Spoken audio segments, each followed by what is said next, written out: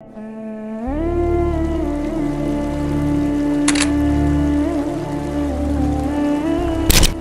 خلقنا الانسان فی کبد، بے شک ہم نے انسان کو بڑی مشقت میں پیدا کیا ہے۔ سورہ انشقاق کے اندر بھی اس طرح کی آیات آئی تھی، میں نے ڈیٹیل گفتگو کی تھی کہ ہر شخص مشقت میں پیدا کیا گیا ہے، پیدائش سے لے کے مرتے دم تک انسان مشقت میں، خصوصاً جب وہ جوانی کی عمر میں قدم رکھتا ہے تو مشقت میں اضافہ ہو جاتا ہے، اور وقت کے ساتھ ساتھ انسان پہ برا وقت ہی آتا ہے، اچھا وقت نہیں آتا۔ انسان کی مصروفیات بڑھ جاتی ہیں، انسان کی تگ و دو بڑھ جاتی ہے، اولاد کی تربیت کا معاملہ، ان کے رزق کا بندوبست کرنا، ظاہر ہے اللہ نے اسباب کے ساتھ چیزوں کو جوڑا ہوا ہے، تو پوری زندگی انسان مشقت کاٹتا رہتا ہے۔ لیکن کامیاب ہیں وہ لوگ جن کی یہ مشقت اللہ کے لیے ہوتی ہے، چاہے وہ اپنے بیوی بچوں کے لیے بھی کر رہے ہیں، لیکن خدا ٹاپ پرائرٹی رہے، اللہ کو ترجیح اول مانے۔ جیسے ہی اللہ کے حوالے سے ترجیح ہٹ گئی تو آپ کی بڑی سی بڑی نیکی بھی زیرو سے ملٹیپلائی ہو جائے گی۔ ایک شخص رزق حلال کما رہا ہے، اس کے لیے نیکی ہے، لیکن اگر اس کی وجہ سے وہ نمازیں چھوڑ رہا ہے، روزے چھوڑ رہا ہے، اللہ کے احکامات کو پامال کر رہا ہے، تو یہ اس کی نیکی پھر کس کام کی ہے؟ وہ تو پھر کئی اور لوگ بھی کر رہے ہیں۔ کیا دنیا میں لاکھوں غیر مسلم ایسے نہیں ہیں جو حلال کما رہے ہیں؟ بڑے بڑے اپ رائٹ قسم کے لوگ ہیں، اس طرح کے آپ کو مسلمانوں میں دکھانے مشکل ہو جاتے ہیں، لیکن جب تک خدا کے ساتھ کمٹمنٹ نہیں ہوگی آپ کی نیکیوں کا آپ کو فائدہ نہیں ہوگا۔ تو انسان کو مشقت میں اللہ نے پیدا کیا، ماں کو بھی مشقت اٹھانی پڑتی ہے، باپ کو بھی اٹھانی پڑتی ہے، اور انسان جب یعنی بچپن میں تو اس کی بڑی بادشاہ والی زندگی ہوتی ہے، جو جوانی میں قدم رکھتا ہے اس کی مشقت کا دور شروع ہو جاتا ہے، حتیٰ کہ انسان اس زندگی سے فارغ ہو جاتا ہے۔ اتنی تکلیفیں اٹھانے کے بعد ابھی آخرت کی تکلیفیں باقی ہے۔ اگر کسی نے دنیا میں اللہ کی مرضی کی زندگی گزاری تو اس کی یہ مشقت عارضی ہے، ہمیشہ کی کامیابیاں اس کا مقدر ہے، اور اگر کسی نے دنیا اپنی مرضی کی گزاری تو یہاں پہ کتنی عیاشی کر لے گا، وہ الٹیمیٹلی مر کے ہمیشہ کی زندگی میں اللہ تعالیٰ کہ حضور اسے ناکامی کا سامنا کرنا پڑے گا، اور ہمیشہ کی مشقتیں، ذلت اور عذاب اس کا مقدر ہونے والی ہیں، وَلِعَوْذُ بِاللَّهِ تَعَالَى۔ تو انسان کی کوشش ہوتی ہے، اب وہ کوشش اگر پازیٹیو ہے رزلٹ پازیٹیو نکلے گا، نیگیٹو ہے تو نیگیٹو نکلے گا۔ اسی کا ذکر اب آگے آ رہا ہے، أَيَحْسَبُ أَن لَّن يَقْدِرَ عَلَيْهِ أَحَدٌ، کیا انسان یہ گمان کرتا ہے کہ اس پر کسی کا بس نہیں چلے گا؟ یعنی وہ اگر دنیا اپنی مرضی کی گزار ہے تو یہ سمجھ رہے ہیں آخرت بھی اپنی مرضی کی گزارے گا؟ نہ، ایسا نہیں ہوگا۔ یقول اہلکت مالا لبدا، بڑے فخر سے کہتا ہے کہ میں نے تو بڑا مال خرچ کیا ہے۔ اسپیسیفکلی تو اشارہ ہے مشرکین عرب کے ان امیر لوگوں کی طرف جن کا ذکر قرآن پاک میں کئی جگہ آیا کہ وہ بڑا فخر کرتے تھے کہ ہم حرم مکہ کی جو خدمت ہے وہ ہمارے ذمہ ہے، ہم یہاں پہ حاجیوں کے اوپر جو ہے وہ خرچہ بھی کرتے ہیں، اللہ کی راہ میں لوٹاتے ہیں۔ اللہ فرماتا ہے ان اعمال کا فائدہ نہیں ہے جب تک تم اللہ کی توحید اور اس کے نبی علیہ السلام کی رسالت پر ایمان نہیں لاؤ گے، شرک سے کنارہ کشی اختیار نہیں کرو گے، تو یہ حاجیوں کے اوپر کھانا پینے کے اوپر پیسے صرف کرنا، یہ مال جو تم لگا رہے ہو اور بڑی اکڑ رہے ہو کہ اللہ کے حضور اس کا کوئی اجر ملے گا، کوئی اجر نہیں ہے اس کو۔ اَيَحْسَبُ أَن لَّمْ يَرَهُ أَحَدٌ، کیا وہ خیال کرتا ہے کہ اسے کسی نے نہیں دیکھا؟ اس کو نہیں پتا یہ تم لوگ کس لیے کر رہے ہو؟ وہ کرتے تھے صرف اپنی عمارت کو جتانے کے لیے، ریاکاری کے لیے، لوگوں پہ اپنی جو دولت ہے اس کا روب ڈالنے کے لیے۔ جس طرح آج کل بھی آپ دیکھتے ہیں لوگ مساجد کے اندر وضو خانے بنواتے ہیں، ٹوائلٹس بنواتے ہیں، قالین ڈلوا لیتے ہیں، تو باقاعدہ وہ کئی جگہ پہ تو دیکھا گیا نیم پلیٹ لکھوا دیتے ہیں کہ وضو خانہ فلاں کے لیے ہوا ہے، فلاں کے سالے ثواب کے لیے۔ بھئی اگر سالے ثواب کے لیے بھی ہے تو اللہ کو تو پتہ ہے نا، آپ کے لکھنے کا تو اللہ محتاج نہیں ہے، نیکیوں کو تو چھپانا چاہیے، یہ خطرہ ہے کہ آپ کی نیکیاں برباد ہو جائیں۔ اور کئی لوگ تو جو ہے وہ حرام کے مال سے جو ہے اس طرح کے معاملات چل رہے ہوتے ہیں ان کے، اور وہ یہ سمجھتے ہیں کہ ہم اللہ کی راہ میں تھوڑا سا پیسہ خیرات کر کے اپنے باقی کے مال کو حلال کر لیں گے، ایسا نہیں ہوگا۔ اللہ تعالیٰ بہت غیرت مند ہے۔ صحیح مسلم میں حدیث ہے قیامت والے دن ایک سخی کو ایک شہید کو اور ایک قاری کو بلایا جائے گا. اللہ تعالیٰ شہید سے پوچھے گا تجھے میں نے اتنی صحت دی, گیون سرکمسٹانسز تیرے لیے فیوریبل کیے, تو نے اس کے بدلے میں میرے لیے کیا کیا؟ وہ کہے گا یا اللہ میں نے جان دے دی. اور کیا کرتا؟ سب سے بڑی قربانی یہی ہو سکتی. اللہ فرمائے گا تو نے جان اس لیے دی تاکہ لوگ تجھے کہیں بڑا بہادر ہے, تو تجھے دنیا میں لوگوں نے بڑی تعریف کی تیری, تجھے دنیا میں اجر مل چکا ہے اس ریاکاری کا, اوندھا منہ کر کے دوزخ میں ڈال دیا جائے گا. بولے اعوذ باللہ تعالی اللہم اجرنا من النار, آمین. سخی سے اللہ پوچھے گا تجھے اتنا مال دیا تھا تو نے میرے لیے کیا کیا ہے؟ کہ یا اللہ میں نے اتنا صدقہ اور خیرات کیا تیرے علم میں, حتیٰ کہ میں نے مسجدوں میں نیم پلیٹ بھی اپنے نام کی لگوائی ہے, تجھے نظر نہیں آتی وہ پلیٹیں؟ یہ میں کہہ رہا ہوں اس کی ایکسپلینیشن میں. اللہ فرمائے گا تو نے اس لیے سب کچھ کیا تاکہ لوگ کہیں بڑا سخی ہے, تو دنیا میں تیری بڑی تعریف ہوئی ہے. آج بھی آپ دیکھ لیں, میں نام لیے بغیر کہتا ہوں, لاکھوں کے دسترخوان روزانہ کے چلا رہے ہیں حرام کے مال کے اوپر, اور لوگ ان کی بڑی تعریف بھی کرتے ہیں. دیکھیں جی چلے جو کچھ بھی ہے غریبوں کو کھلا بھی تو رہا ہے نا. یہ کرائٹیریا دنیا میں ٹھیک ہے. یہ فرزانہ ڈاکو والا معاملہ جو ہے نا, وہ کہ بھی ایک ڈاکو وہ امیروں سے لوٹ کے غریبوں کی مدد کرتا تھا, یہ فلموں میں اچھا ہے, اللہ تعالیٰ کے لیے نہیں ہے. اللہ تو ایک کسی بھی کرٹیکل ریزن کی وجہ سے زیرو سے ملٹیپلائی کر دیتا ہے سب کچھ. بے پرواہ ہے نا. سر آپ اپنی داڑھی پگڑی نمازوں سے اور بڑے بڑے دسترخوانوں سے عوام کو دھوکہ دے سکتے ہیں, اللہ کو نہیں. صحیح مسلم میں حدیث ہے اللہ تعالیٰ تمہارے شکلوں اور تمہارے مال کو نہیں دیکھتا, دلوں اور اعمال کو دیکھتا ہے. شکل بھی نہیں دیکھنی اور مال بھی نہیں دیکھنی. آپ لوگ کیا دیکھ رہے ہوتے ہیں؟ بڑا نورانی چہرہ ہے, اللہ کا کتنا کرم ہے اس پہ, کتنی دولت ہے, اور اللہ کا فرما رہا ہے دل اور اعمال. حتیٰ کہ صحیح بخاری میں آتا ہے, اور اس کا ذکر اشارتاً سورہ توبہ میں بھی آیا ہے. جب نبی علیہ السلام نے اپیل کی نا غزوہ تبوک کے موقع پر, رومن امپائر سے لڑنا تھا, سب سے بڑی سپر پاور, تو چندے کی اپیل کی, تو ایک صحابی نے پوری رات ایک یہودی کی یعنی مزدوری کرنے کے بعد اس کو ایک مٹھی جو ہے نا وہ کھجوریں ملی معاوضے کے طور پہ. بارٹر سسٹم تھا نا, ضروری نہیں کرنسی ملتی تھی, کھجوریں مل جاتی تھی, جو کے دانے مل جاتے تھے, گندم مل جاتی تھی,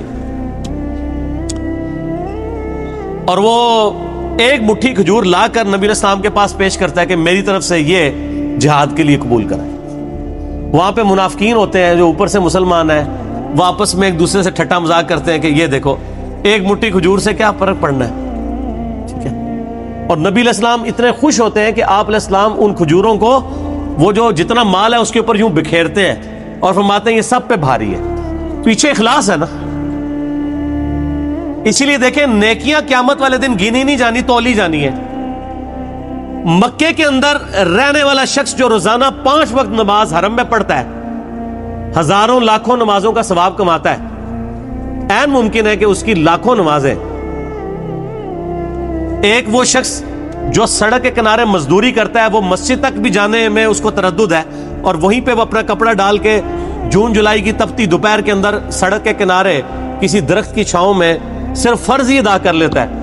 اس کی ایک نماز ظہر ہو سکتا ہے اس کی ہزاروں نماز ظہر جو حرم میں ہے اس سے بڑھ کر ہو, کیونکہ اللہ نے نیکیاں تولنی ہے, گننی نہیں ہے. اگر کسی کے پاس 5 نوٹ 10-10 روپے کے ہوں اور ایک نوٹ 5,000 روپے کا ہو تو ورتھ کس کی زیادہ ہے؟ 5,000 کی. اگرچہ نوٹ وہ ایک ہے لیکن اس کی ویلیو زیادہ ہے.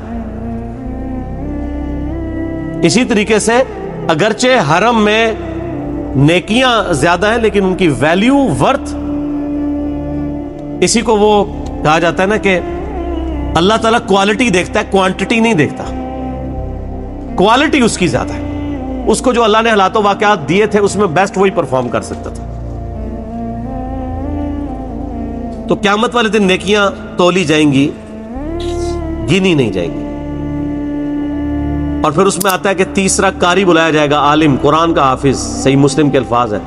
ہاں بھائی قرآن کا علم دیا تھا, کیا کیا؟ کہے گا یا اللہ میں نے تو اتنے لوگوں کو تقریریں کی, اتنے واعظ کیے, اتنے درس قرآن دیے, یہ کرتا رہا. اللہ نے فرمایا وہ اس لیے کرتا رہا کہ لوگ تیری بڑی تعریف کریں کہ تو بڑا علامہ ہے. تو دنیا میں تیری تعریف ہوئی ہے, اتنے بڑے بڑے اشتہار تیرے نام کے نہیں چھپتے تھے جس کے آگے پیچھے اتنی لمبی لمبی دمیں لگی ہوئی ہوتی تھی. تو تجھے دنیا میں اجر مل چکا ہے, اس کو بھی اوندا منہ کر کے دوزخ. تو ریاکاری کے ساتھ اعمال ایکسیپٹیبل نہیں ہے. اَيَحْسَبُ أَن لَّمْ يَرَهُ أَحَدٌ, کیا اس نے یہ خیال کیا کہ اسے کوئی دیکھ نہیں رہا؟ أَلَمْ نَجْعَل لَّهُ عَيْنَيْن, کیا ہم نے ان کے لیے دو آنکھیں نہیں بنائی؟ اب یہ اللہ تعالیٰ انسانوں کو مخاطب کر رہا ہے کہ جو میں نے تمہیں نعمتیں دی ہیں ان پر غور و تفکر کرو, اور پھر اس کا تقاضا کیا ہے وہ بھی آگے بیان ہوگا.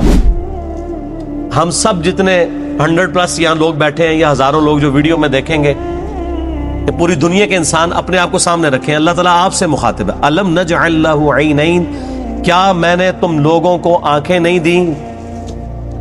وَلِسَانًا وَشَفَتَيْن, اور ایک زبان اور دو ہونٹ نہیں دیے؟ اس کے اندر قیامت مضمر ہے میرے بھائی. یہ زبان اور ہونٹ نہ ہو تو بچہ بڑا ہی نہیں ہو سکتا.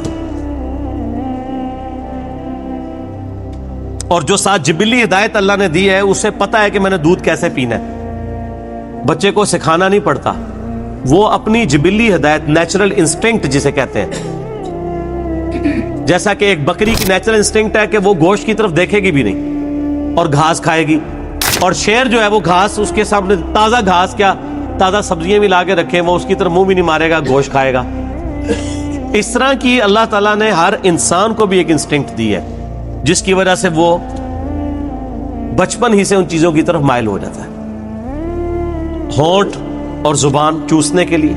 وَهَدَيْنَاهُ النَّجْدَيْنِ, اور ہم نے اس کو دو راہیں دکھا دی, دو گھاٹیاں دکھا دی. ایک معنی اس کا یہ بھی کیا گیا ان دو گھاٹیوں سے مراد اس بچے کے لیے جو ماں کے دودھ پینے کی جگہ ہے وہ مراد لی گئی ہے, کیونکہ ہونٹوں کا ساتھ ذکر ہے اور زبان کا ذکر ہے, اور اس کے بعد اس کو جبلی ہدایت بھی دی ہے یہاں سے تجھے دودھ ملے گا. اور ایک اس کا معنی یہ کیا گیا کہ ان گھاٹیوں سے مراد یہ ہے کہ اسے بتا دیا گیا ہے کہ یہ حق کا راستہ ہے, اس کا انجام جنت ہے, اور یہ برائی کا راستہ ہے, اس کا انجام جہنم ہے.